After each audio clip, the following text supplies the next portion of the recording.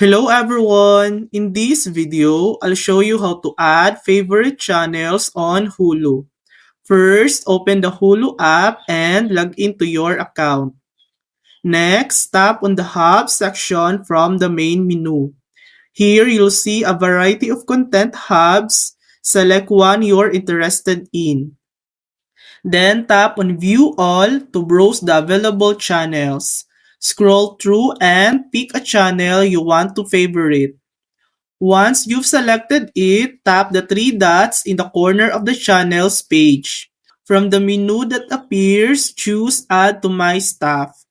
That's it. Your selected channel is now saved to your favorites for quick access anytime. And that's it. That's how to add favorite channels on Hulu. Thanks for watching.